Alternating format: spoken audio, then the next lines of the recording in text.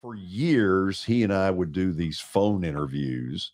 I remember the first one that we ever did, he was the coach of the Houston Oilers. And at the very end, he told us, he said, y'all asked pretty good questions, which I really appreciated at the time because we were not a pro football market. Anyway, Jeff is on by phone with us. Jeff, how are you? I'm doing great, guys. Watson, how you doing? Jeff, I'm good, man. Good to hear your voice. Yeah. So I got the last maybe 30, 40 seconds of that, and I totally agree with whatever you guys were saying with respect to your opinions regarding the NBA players. So I'm in total agreement with you. What's been going on? So you're not a big NBA fan? Oh, I am. There's a lot of other stuff going on in life, So, my brain space doesn't have a lot of space for, a lot of other things right now. So, but it's all good. We're having fun, enjoying what we're doing, and I'm happy to be on your show. Well, thank you for doing this. You know why everybody and his brother is wanting to get you on, because they're kind of connecting this Ran Carthon situation, the new general manager of the Titans, with you from the St. Louis Rams days. So kind of give me a capsule comment or two on what the Titans are getting. Well, they're getting the perfect guy. Now this is based on my experience with him, and trust me, we had some of those, late evenings in the draft room type of discussions for several years. And he really, I believe that, he has had a lot to do, at least been a contributor towards what they've done out there in San Francisco. He's not a attention guy. He's not a credit guy. He just works, and he has the unique ability to evaluate players and then read his report. You can literally shut your eyes and know exactly what you're getting in the player, because he's so well adapted at evaluating these guys. And I think largely across the board, that's becoming a lost art. And so I think pairing him up with Mike, I think they're going to do some great things together here. I think it's a great hire. I really, from a personality standpoint, he's going to be there. He's going to answer your questions. He's a straight shooter. He's a hard worker.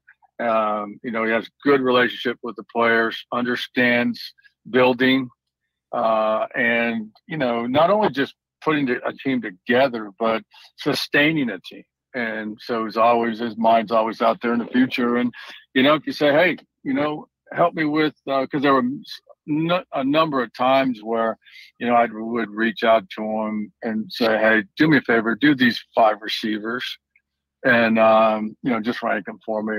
And we'll get back to you in a week, type of thing. And wow, I mean, the time that he spends and everything, really pretty impressive. So great. He's got a great resume. He's young. I think these guys are going to do some really good things together. Jeff, for me, your recommendation here carries a lot of weight in a deal I don't really know a lot about. I've never met him. Obviously, this is a new name. And so what you're saying carries a lot of weight.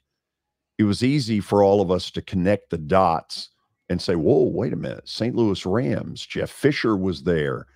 So different people have reached out to you media-wise. Did Amy Strunk ever reach out and connect this dot with you? If anything went on between me and the organization, I'm going to keep it at that. I'm not saying yes or no, but so next question. How's that, George? Watson, how was that for dodging? I think that's the perfect answer myself. Way to go, football coach. I like it. Thank you. All right. Okay. So look, I'll say this. I know it was a hard year, and from a lot of standpoint, a lot of different perspectives, things that happened during the year, especially starting off with John leaving when he did, and then I just am so excited about this hire. I think I said this, I think it was yesterday, that Trent Baalke and Doug Peterson down south, they're playing this weekend. They've done a great job this last year. They have no idea how hard it's going to be over time to compete against these two. This is going to make their jobs tough. Now, there's not a whole lot going on that Indy can stand on right now, nor Houston. So, this is a two-team race in the division, and just watch out and see what happens, by the time training camp comes around. Jeff, later, after Watson and Michael Cindric ask you some things, then I'm going to ask you one more that's just football, and I want you to answer it. I don't want any dodgeball. Okay? Okay, that's fine. I'll do my best. Beautiful. Watson, what do you got for him? Jeff, this has always been real interesting to me as I've gotten more into, since I retired, to get into the NFL and watch its workings. And it's a great comparison to me, the way we got players in college to the way you guys, and you've done both, but the way you guys did it in the NFL.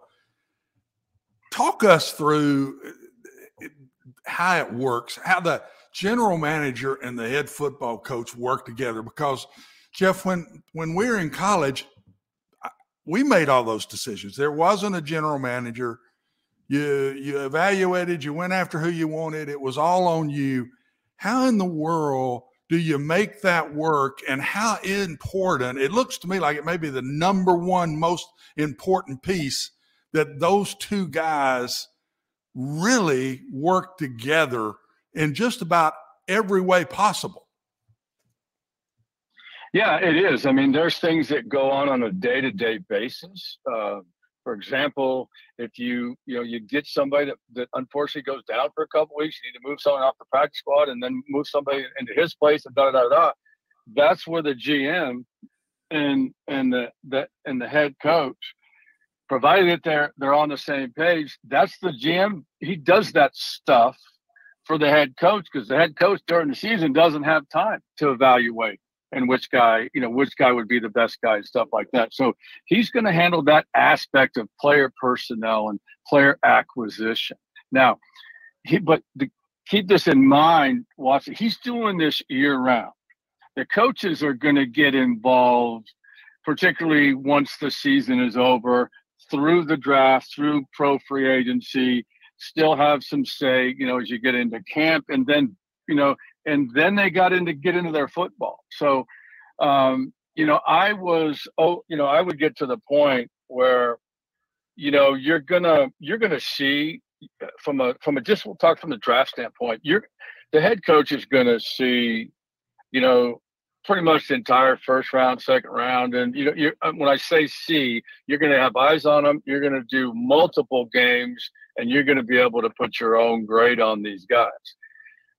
Prior to that process, though, everybody's talking about the players that they've seen this past fall and so on and so forth. So what I'm saying is you got a GM that's going to do it year round. You got a coach that's going to do it for 4, 5, 6 months. They got to be on the same page. The coach isn't realistically going to get in the draft room and in the 6th round and stand up and know the difference between the two guards that are left on the board. So he's got to rely on somebody to help him and make those decisions later on. Here's the key. The key is working together. Every head coach in the National Football League would, if he got an opportunity, would require, request, or demand, depending on, his situation, final say. So that's final say in the draft. That's final say on the training camp roster, final say at 53, final say at 47 or whatever they're doing, 49 on Sundays. Okay. That doesn't always happen. And to me, in this day and age, with the information that's available and everything, I couldn't see that working. What will work is if you have two guys collaborating on the same page, agreeing to disagree. If we can't agree on this player, we'll go on to the next player, and handle their own minor disagreements on players and philosophy and things like that. So I don't know if I've gone too many directions there. Rand's biggest challenge right now, he knows the roster. Obviously, he knows it much better than he did 2 weeks ago. But he's got to really get to know this, and the way you do that is with the discussions with the scouts and the coaches as you get into the pre-draft stuff, and then identify your needs as soon as you can. Look at the market. Is it free agency? Is it the draft? Can we fill the need? How are we going to fill those needs? And then, as I've said numerous times, Ran understands the importance of making sure on a daily basis you're trying to upgrade the bottom part of your roster. And so to me, go ahead. The other piece that I wanted to ask you with this, Jeff, is, to me, I don't see how in the world they have to be on the same page philosophically for what they're going to do offensively, defensively. The example to me would be, you got an outside linebacker that's a 50 kind of guy, and then if you're a 4-down guy, a difference in a read 5 technique and a 3 technique, a nose guard over in a 50 look. There's just such differences to me, Jeff. The GM has got to feel and understand philosophically what the head coach is going to do and what type of player it takes to be in the system that he's going to run. Am I overstating that? Or is that right? No, that is dead on there. And those are the discussions. The GM, his responsibility is to go get your type of player. But you have to understand what that type of player is. You gave the example of the end and versus the rusher. Well, how about the corner? Are you guys going to play a lot of zone coverage? You could base it off your too deep zone stuff. Then your corner's a different athlete. Then are you going to be more of a man-to-man press kind of shut down? And I'm going to go get you a different corner. So they're going to spend a great deal of time between now, combine and draft. And the sooner the better they all get on the same page is what kind of traits do you want? I mean, are we going to be a inside outside zone road grading team? We're going to use a lot of pullers or a combination thereof, so that the philosophy it starts with the coach, and then obviously the GM. He will support him in getting the best players he possibly can to fill those needs. Yeah, and the last piece of that to me, Jeff, don't you think that this offensive coordinator hire for Mike is very important to know philosophically where Mike's headed? And the GM will also have to be a part of this and understanding what they come in with. I'm sitting there listening to him talk about interviewing Kansas City Chief guys and then interviewing guys that are more in what Mike has been doing offensively. I think that's a huge decision that Mike's got to make before they jump into taking anybody in free agency or the draft. Well, it's a really important point. It's like, I won't name names, but we had a receiver that we had up real high, and he was a free agent, and he had about 120 catches, but 87 of them were slants. Yeah. And if you don't have a slant in your offense, he isn't going to help you.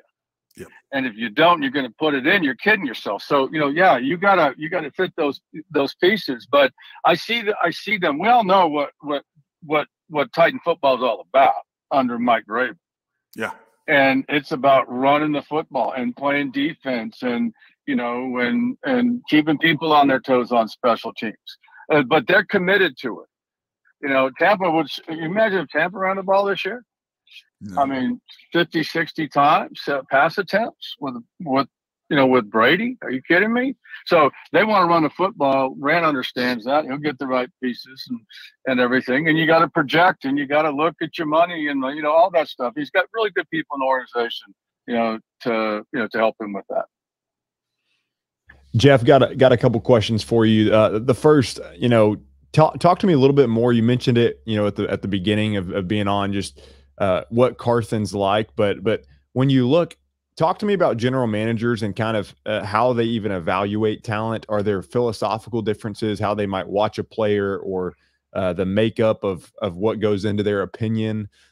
talk to me a little bit. You're fired up about Carthon, and tell me a little bit more as to a little bit of his background and what he's like from a decision-making standpoint, a philosophical standpoint, and the way that he goes about evaluating players. Yeah, I mean, Rand's going to do it. He's going to do his research on a player, and by that I mean it starts with the character and the personal, and then you get into the the background and the behavioral, and then all those things. And he's going to be sophisticated as far as those types of the manner in which you obtain that information. So he's going to get that information, okay, and then he's going to watch the player, and then he's going to watch other players, in the same position group, and then he's going to rank them. And that's kind of, I mean, I don't want to simplify it, but here's the point: is that Rand's going to look at the tape. There's people in the league right now that aren't watching much tape. They're just spending their time trying to get everybody else's opinion on one issue, whether it's a player or whatever it is, namely a player. And so if you poll 20 of your buddies and 20 different references, and you get 40 different people saying, yeah, this guy's a top 3 pick, well, then that GM puts him in the top 3. So Rand's going to look at himself. That to me, that's the, I mean, I don't mean to simplify it. I don't mean to say most GMs are doing that, but there's so much information out there available. But there's what the film study of the individual player, whether it's a prospect coming out of college, and the film study of the in maintaining grades on NFL players is so important. And you got to pick the right games, and you got to see a left tackle on the road against a good pass rusher. And you got to be careful about projecting. Yeah. Well, this guy's a guard, but he's got tackle feet and he's got long arms. We'll take him as a tackle. Well, you got to be careful with those things. He's not going to. Rand is really smart, and he's going to do whatever he possibly can to just eliminate any mistakes. Now, it's an imperfect science, and there's going to be so. And Rand's smart enough to know that, hey, you can't hang on to a mistake too long. Yeah. Now you got to acknowledge it and move on, but you all got to do it together. Yeah, and one more for you. Talk to me a little bit about, and I know it's never one way or the other, but scouting and this whole process of creating a team and even drafting a guy. It's like, I mean, you're basically an investigator going into personal life and upbringing and all those things. When you see guys that teams whiff on, or that people don't evaluate properly, do you feel like it's more of this guy can really play, but we got blinded by a lot of his background stuff that scared us away from it? Or is it kind of the opposite, which is you look so much into his play that you ignore the background, and that ends up coming to bite you? What usually gets in the way of evaluation there? Well, it's good. It's a real good question. Let me give you a visual here. If you got guys that have behavioral background or made bad decisions, you're gonna identify those guys. And if you got a guy with a grade, whatever your grading system is, with the exact same grade, and you guys and everybody feels like it's the same player, we all agree we're going to take him in the 3rd round, you're going to take one without the character issue over the guy with the character issue that you had rated in the 3rd round. Now, once the 3rd round comes and goes, okay, now you have already had the conversation. Okay, if he drops to 5, is he worth the risk? So, and then minimizing that risk. I mean, we had a lot of players over time that, that had some issues, but once we got to the bottom line and did the research, it was like all 4 of us would have done the same thing in that situation. So, you got to do the research, and you can't just, and you got to know who to talk to. You got to have relationships with the colleges and the training rooms and all that stuff. And I'm not by no means suggesting that you bypass or circumvent HIPAA, but you need to be able to find out whatever information you can on the kid. I mean, there were some prospects that I sent almost like a detail, two or three person detail, or at least one person down to a hometown, 3 different occasions, and we're interviewing elementary school coaches. Wow. So, and teachers. And so, that part of it, that's a whole different, it's a whole different department within scouting now, or it should be. So Ran gets all that. It's a complicated thing. It's hard to for me to, in the short period of time, tell you everything that he's going to do. And don't misunderstand me. John understood this stuff as well. Yeah. I mean, John was a really talented personnel guy, just didn't work out, Jeff, and sometimes things just don't work out. Jeff, last thing for you. And I ask this because I think as long as I've known you, not only did you care about the team you coached, but you cared about the game of football. I personally have come to the opinion 17 is too many games. Bodies are getting just absolutely shredded. And if we're going to play 17, then we have got to increase the number of players on a roster. Do you buy that, or do you see this differently? Well, I mean, it is a long haul. Times have changed. I mean, we go back to the day when, you had 6 preseason games and you had, every practice was in pads. That's because you had no off-season program to where we are now, where, I mean, there are numerous players on every team that don't get a live rep in a preseason game before the season starts. Now, you try to simulate it and do all those kind of things, but you can't. So, I would agree 17 is a lot.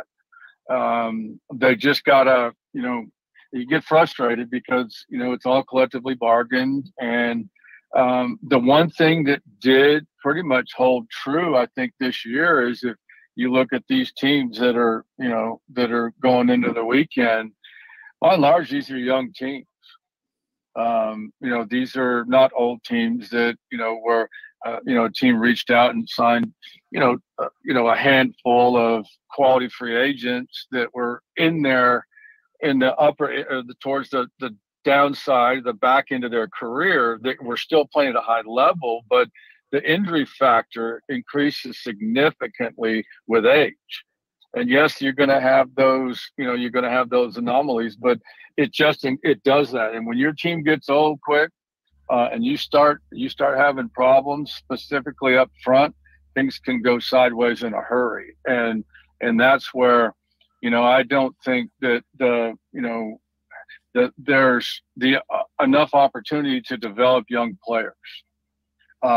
Year 2, year 3, they should be there. And by year 4, I mean, you got a player at the peak of his career.